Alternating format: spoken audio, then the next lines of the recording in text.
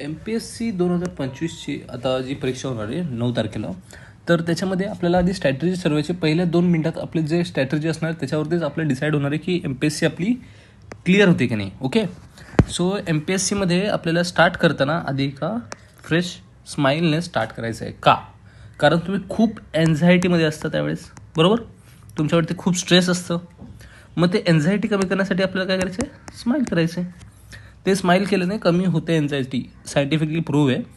दुसरं, आता काय करायचं आहे? फ्लिप करायचं पेपर. फ्लिप करणं म्हणजे काय असतं की पेपर हातात आला की फक्त पानं चेंज करत राहायचं, पानं चेंज करायची, बघायचं कुठला क्वेश्चन कुठे आला आहे, म्हणजे काय एक्झॅक्टली क्वेश्चन तुम्ही काय टाकले, सिक्वेन्सचे क्वेश्चन आहेत का, की पेअरवरती क्वेश्चन आहेत, की विधानावरती क्वेश्चन आहेत, वेगवेगळे विधान दिले आहेत, की असे वेगवेगळे काही वेळेस काय करतं MPSC शॉक देतं. जसं की मध्येच क्वेश्चनचे प्रमाण वाढवते, मध्ये पॉलिटीचे क्वेश्चन 10 विचारले किंवा 15 विचारले, असं काय वेळेस होतं. किंवा करंट अफेअरचे क्वेश्चन जास्त विचारले, किंवा तुम्हाला वाटतं की जोड्याला खूप जास्त विचारलेले आहेत, किंवा विधानावरती क्वेश्चन खूप जास्त आहेत. तर ते कळण्यासाठी आपण फ्लिप करायचं क्वेश्चन, आणि त्यातल्या त्यात आपण काय करायचं, डिसाईड करायचे की पहिलं काय विचारलं. इतिहास विचारलं आहे पहिलं, नंतर भूगोल, नंतर कुठला सब्जेक्ट विचारला तुम्हाला, नंतर पॉलिटी आहे, नंतर तुमचं सायन्स अँड टेक आहे.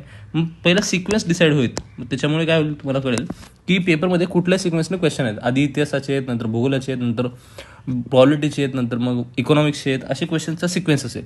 मग तुमचा फेवरेट सब्जेक्ट कुठला आहे त्याच्याने स्टार्ट करायचं. जसं की पॉलिटी असेल, किंवा नंतर मग तुम्ही इकॉनॉमी सोडवणार आहेत. मग असा एक सिक्वेन्स तुम्ही डिसाईड करून जा आधी, आणि नंतर मग जेव्हा तुम्हाला पेपर हातात पडेल मग तुमचा जो फेवरेट टॉपिक आहे त्याच्यापासून स्टार्ट करा. फेवरेट सब्जेक्ट आहे त्यापासून स्टार्ट करा. नंतर मग राऊंड वन कसे, असे 2 राऊंड घ्यायचे आपल्याला. म्हणजे पहिल्या राऊंडमध्ये आपण सगळं पेपर एकदा सॉल्व्ह करायचं, ट्राय करायचं. जे कन्फर्म क्वेश्चन आहेत तेच तुम्ही OMRवरती मार्क करायचं आहे. OMRवर मार्क करा तुम्ही जे कन्फर्म आहेत ते. आणि सेकंड राऊंडमध्ये 50-50 ज्याचे चान्सेस आहेत, किंवा 1/3 तुम्हाला फक्त वाटते की एकच मला ऑप्शन माहिती आहे पण बाकीच्या ऑप्शनचा काही भरोसा नाही आहे, आणि 50-50 म्हणजे मला 2 ऑप्शनमध्ये खूप कन्फ्युजन आहे, मग तिथे तुम्ही कॅल्क्युलेटेड रिस्क घेऊ शकता. मग अशा 2 राऊंडमध्ये तुम्हाला पेपर सॉल्व्ह करायचा आहे, प्लस तुमचा फेवरेट सब्जेक्टपासून तुम्ही स्टार्ट करायचं आहे MPSCचा पेपर सोडवण्यासाठी. मग असं जर केली, अशी जर स्ट्रॅटेजी असेल तर तुम्ही नक्कीच MPSC 2025ची परीक्षा क्वालिफाय करणार आहात.